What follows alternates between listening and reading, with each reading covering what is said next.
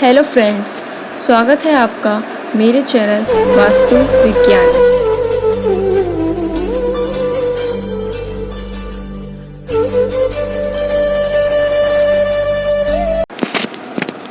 दोस्तों, मैंने अपने पिछले वीडियो में बताया था कि माँ लक्ष्मी की कृपा पाने के लिए आपको क्या करना है, कौन सा महा उपाय करना है। उसमें मैंने आपको एक खास तरह का दिया जलाना बताया था। दोस्तों, आज इस वीडियो में मैं बात करूंगी, जब आप वो दिया जलाते हैं और माँ लक्ष्मी की आप पर कृपा भी होती है, तब फिर आप पैसों को रखते वक्त और गिनते वक्त ऐसी कौन सी गलतियाँ करते हैं जिससे माँ लक्ष्मी फिर से नाराज़ हो जाती हैं और आपको वो उपाय करने के बावजूद भी पैसों की किल्लत फिर सताने लगती है। क्योंकि आपके घर में फिर पैसा तो आता है पर वो टिकता नहीं है, आपका इधर उधर फिजूल खर्च में ही चला जाता है। तो चलिए आज के इस वीडियो को शुरू करते हैं। दोस्तों, माँ लक्ष्मी यानी कि पैसे से ही हमारी ज़िंदगी चलती है, तो माँ लक्ष्मी की कृपा होना हमारे ऊपर बहुत ज़रूरी है और पैसों की हर समय ज़रूरत पड़ती ही रहती है। चाहे आप कितना भी कमा लें, कभी ना कभी ऐसा होता है आप ऐसी गलतियां कर बैठते हैं जिसकी वजह से आपको काफ़ी आर्थिक नुकसान उठाना पड़ जाता है। तो दोस्तों, इसी में एक बात आती है कि आपके पास जो पैसे हैं, आपके जो नोट हैं, जब आप उन्हें गिनते हैं और साथ ही साथ जब उन्हें अपने पर्स में रखते हैं, तब वो कौन सी गलती करते हैं जिसकी वजह से आपके ऊपर बुरा प्रभाव पड़ता है, माँ लक्ष्मी नाराज़ हो जाती हैं और आपको आर्थिक तंगी उठानी पड़ती है। सबसे पहले दोस्तों, मैं बात करूंगी पैसे गिनने की, यानी कि आप जब नोट गिनते हैं तो आप क्या गलती करते हैं। अक्सर हम सभी लोग नोट गिनते वक्त थूक का इस्तेमाल करते हैं, यानी कि आप अपने मुंह से उंगलियों पर थोड़ा सा थूक लगाते रहते हैं और नोट्स, अपने पैसों के नोट गिनते रहते हैं। दोस्तों, ये माँ लक्ष्मी का अपमान है, क्योंकि पैसे, नोट माँ लक्ष्मी का ही रूप है, उनके ही समान होते हैं। तो फिर इसका मतलब आप नोट में थूक नहीं लगा रहे, अपनी किस्मत पर थूक लगा रहे हैं। क्योंकि दोस्तों, ऐसा करने से माँ लक्ष्मी का अपमान होता है, तो जाहिर सी बात है आपको आर्थिक तंगी का नुकसान उठाना पड़ेगा। इसलिए अगर आप भी थूक लगाकर पैसे गिनते हैं तो ये गलती बिल्कुल ना करें। अब बात आती है कि नोट गिनते वक्त अगर थूक लगाना पड़ जाता है, कभी कभार दो नोट चिपके होते हैं उन्हें सही से गिनने के लिए, तो जब थूक ना लगाएं तो फिर नोट कैसे गिनें। नोट गिनने के लिए आप पानी का इस्तेमाल करें। पानी आप किसी भी कटोरी वगैरह में जब नोट गिनते वक्त भरकर रख लीजिए और अपनी उंगलियां, यानी कि उसमें उंगलियां पानी में डुबा लें हल्की हल्की, और उस पानी की मदद से नोटों को गिना करें। दोस्तों, मार्केट पे नोट गिनने के लिए एक अच्छा सा वो भी आता है, स्पंज, जो कि वो लोग पूरा देते हैं। उसमें आप पानी डाल लें और आप उसे अपनी फिंगर उसमें, यानी अपनी उंगलियां डिप करते जाएं और नोट गिनते जाएं। मैंने आपको स्क्रीन पर भी दिखा रखा है कि किस तरीके का ये होता है।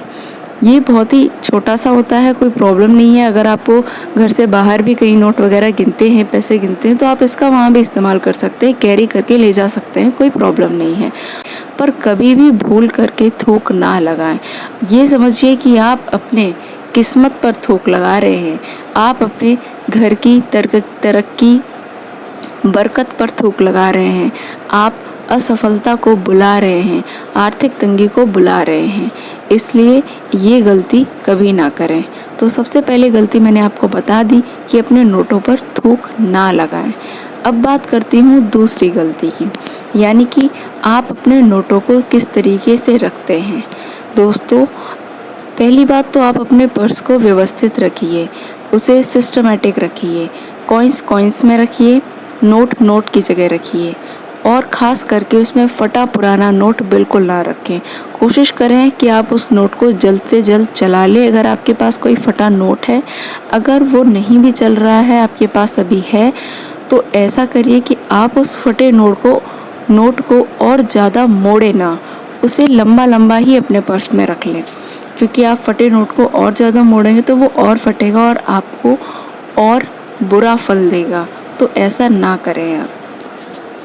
पर पहली कोशिश तो यही करिए कि आप अपने पर्स में फटे नोट रखें ही ना, उन्हें जल्द से जल्द खर्च कर लें, चला लें, या फिर बैंक से जमा करके नया नोट ले लें। दूसरी बात दोस्तों ये हो गई।